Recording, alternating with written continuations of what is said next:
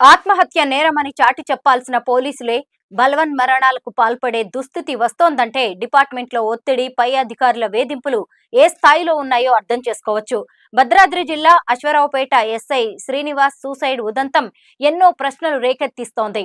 ఆర్థిక వనరులు బాగా వచ్చే పోలీస్ స్టేషన్ గా పేరుపడ్డ అశ్వరావుపేట పోలీస్ స్టేషన్ ఎస్ఐగా పనిచేస్తున్న శ్రీరాములు శ్రీనివాస్ ఆత్మహత్య చేసుకోవడం కలకలం రేపుతోంది. శ్రీనివాస్ గత నెల 30న పురుగుల మందు తాగ్గా సికింద్రాబాద్ లోని యశోద ఆసుపత్రిలో చికిత్స పొందుతూ ఆదివారం మరణించారు. దళిత సామాజిక వర్గానికి చెందిన ఎస్ఐ శ్రీనివాస్ కు అశ్వరావుపేటలోని పోలీస్ సిబ్బంది సిఐతో వివాదాలున్నాయని ప్రచారం సాగుతోంది. దీంతో అశ్వరావుపేట పోలీస్ స్టేషన్ నుంచి వెళ్లిపోయి సొంత జిల్లా అయిన మహబూబాబాద్ జిల్లా ప్రాంతానికి వెళ్లి పురుగుల మందు తాగాడు.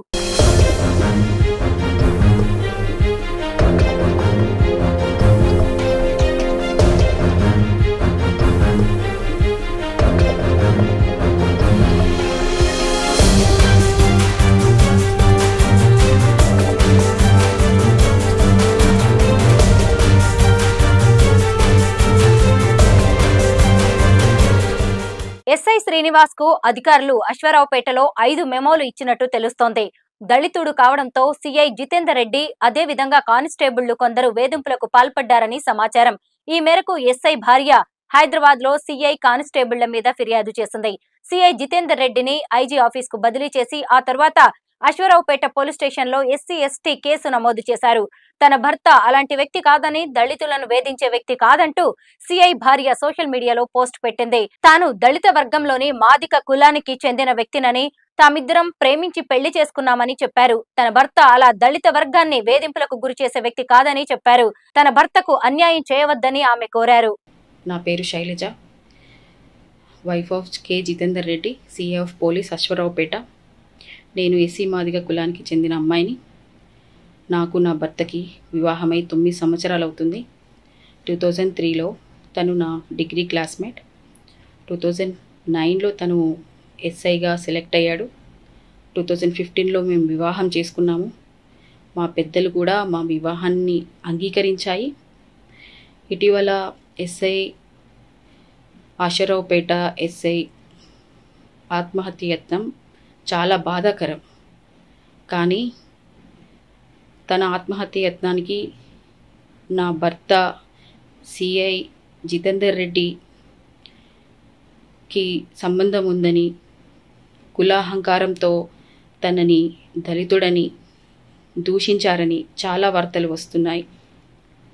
తన భార్య అయిన నేను ఒక ఎస్సీ మాదిగకు చెందిన అమ్మాయిని ఇంట్లో పెట్టుకొని అలాంటి హీనమైన పని చేస్తారని నేను అనుకోవట్లేదు. దయచేసి కుల సంఘాలకి, రాష్ట్ర ప్రభుత్వానికి నేను విజ్ఞప్తి చేస్తున్నదేమనగా, దయచేసి ఈ కేసుని తప్పుదారి పట్టించకుండా క్లియర్గా ఇన్వెస్టిగేషన్ చేసి, మీరు ఎలాగైతే ఎస్ఐ కుటుంబానికి న్యాయం చేయాలనుకుంటున్నారో నాకు కూడా న్యాయం చేయండి.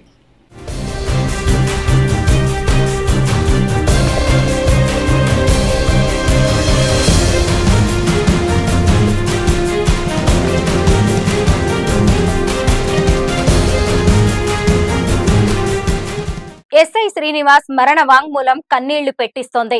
ఆంధ్ర కానిస్టేబుళ్లు కొందరు, తెలంగాణ కానిస్టేబుల్స్ కొందరు అశ్వరావుపేట పోలీస్ స్టేషన్ లో నన్ను వేధింపులకు గురి చేశారు. ఈ విషయంపై సిఐ పలుమార్లు నాకు మెమోలు జారీ చేశారు. సిఐ రెడ్డి కావడం వల్ల కుర్చీలో కూడా కూర్చోమని చెప్పలేదు, నిలబెట్టే మాట్లాడేవాడు. చిన్న చిన్న విషయాలకు కూడా సిఐ నాకు మెమోలు ఇచ్చారు. పోలీస్ స్టేషన్ లో కానిస్టేబుళ్లు వేధింపులను భరించలేకపోయాను. ట్రాన్స్ఫర్ కూడా పెట్టుకున్నాను, కానీ ఆలస్యమైంది. 3-4 ఏళ్ల నుంచి ఇక్కడ కొంతమంది కానిస్టేబుళ్ల వ్యవహార శైలి ఇలానే ఉంది. ఇక్కడకు ఎస్ఐగా ఎవరు వచ్చినా కానిస్టేబుళ్ల చేతుల్లో ఉండాల్సిన పరిస్థితి. అంతేకాకుండా కొంతమంది రిపోర్టర్లకు స్టేషన్ లో జరుగుతున్న వ్యవహారాల గురించి రికార్డులతో సహా సమాచారం అందించారు. కానిస్టేబుళ్లు బ్లాక్ మెయిల్ చేయడం ప్రారంభించారు. డిఎస్పీకి ఫిర్యాదు చేశాను, అయినా పట్టించుకోలేదు. ఎస్పీకి ఫిర్యాదు చేశాను, కానీ ప్రయోజనం లేకుండా పోయింది. సెలవుల్లో ఉన్నట్టుగా చెప్పారు.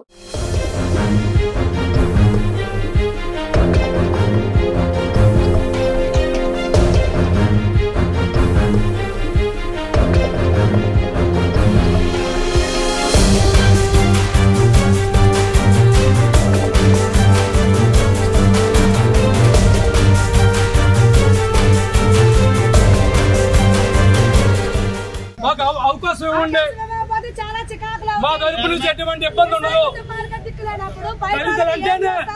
దళితులంటేనే సమన్వయం, దళితులంటేనే మానవత్వం.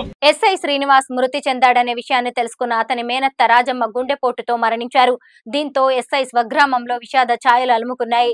ఎస్ఐని కులం పేరుతో దూషించిన సిఐ జితేందర్ రెడ్డిని, 4 కానిస్టేబుళ్లను తక్షణమే అరెస్టు చేసి వారిపై ఎస్సీ ఎస్టీ కేసులు పెట్టి కఠినంగా శిక్షించి ఎస్ఐ కుటుంబానికి న్యాయం చేయాలని దళిత సంఘాలు అశ్వరావుపేట పోలీస్ స్టేషన్ ని ముట్టడించారు. పదే అశ్వరావుపేట పోలీస్ స్టేషన్ పై ఫిర్యాదులు వస్తున్నప్పటికీ ఉన్నతాధికారులు స్పందించకపోవడం ఎస్ఐ ఆత్మహత్యకు పాల్పడడం పట్ల అనుమానాలు రేకెత్తిస్తోంది. ఎస్ఐ మరణం వెనుక ఇంకేదైనా మిస్టరీ ఉందా అనేది తేలాల్సి ఉంది.